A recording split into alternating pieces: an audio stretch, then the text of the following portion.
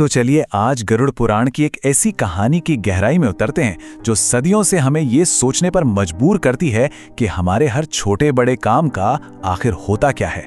ये कहानी है मृत्यु के बाद आत्मा के एक ऐसे सफर की जिसके बारे में हम सब सोचते जरूर हैं। अच्छा, तो शुरुआत करते हैं उस सबसे बड़े सवाल से जो हम सबके मन में कभी ना कभी तो आता ही है कि मौत के बाद आखिर होता क्या है।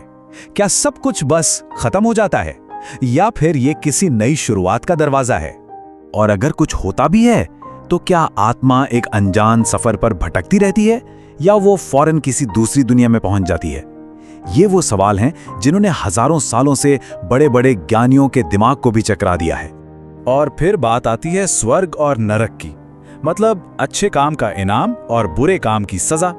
ये कॉन्सेप्ट तो दुनिया की लगभग हर संस्कृति में है, लेकिन गरुड़ पुराण वो इस पर एक बिल्कुल अलग और सच कहूं तो बहुत गहरा नजरिया रखता है। तो इन सारे सवालों को समझने का सबसे अच्छा तरीका क्या है? एक कहानी, है ना? तो ये कहानी है मोहन की। मोहन कोई राजा महाराजा नहीं था, बल्कि हम जैसा ही एक एकदम साधारण इंसान जो बस अपनी छोटी सी दुनिया में एक आम सी जिंदगी जी रहा था। अब मोहन की जिंदगी अच्छे और बुरे कामों का एक मिला जुला हिसाब थी। कभी वो किसी की मदद कर देता तो कभी अपने जरा से फायदे के लिए झूठ बोल देता। और वो शायद सोचता होगा, यार इन छोटी छोटी बातों से आखिर क्या ही फर्क पड़ता है। लेकिन फिर एक दिन अचानक सब कुछ बदल गया। मोहन की मृत्यु हो गई और एक ही पल में उसकी आत्मा उसके शरीर से अलग हो गई और वो बस एक बेबस दर्शक की तरह अपने परिवार को रोते बिलखते देखता रहा। वो चाहकर भी कुछ नहीं कर सकता था। सोचिए जरा। और तभी उस खामोशी को चीरते हुए दो भयानक आकृतियां सामने आईं।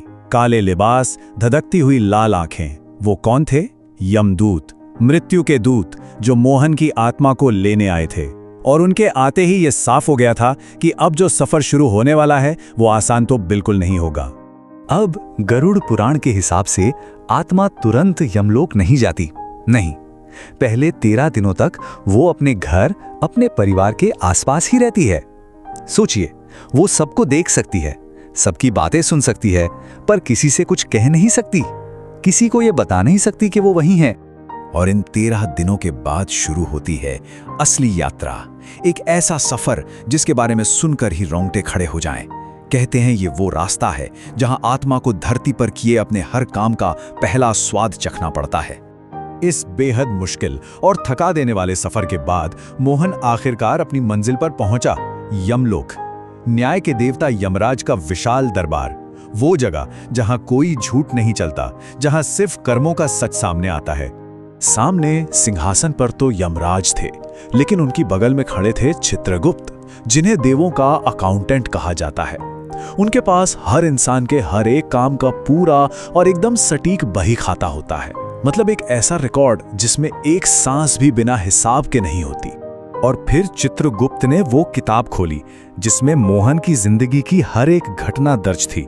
सिर्फ ये नहीं कि क्या किया, बल्कि क्या सोचा, क्या महसूस किया, हर एक चीज, कुछ भी नहीं छूटा था।